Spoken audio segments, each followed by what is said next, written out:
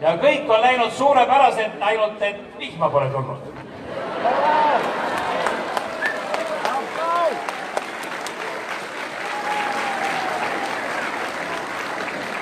Meie president ütles, et peab olema vihma ja päikest, võib-olla koduteel saame sultsaka siis.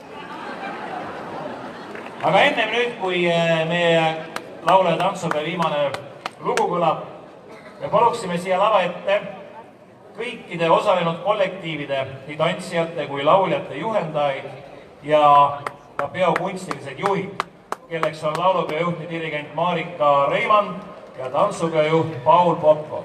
Ja kõik ülejäänud palun siia ette. Samamoodi bändiliikmed ja solistid. Nii head inimesed, nii nagu selja taga kuulda on, nii me tahame teile öelda suur tänu teile kõikidel selle tehtud töö ja nähtud vaeva ja jagatud rõõmu eest.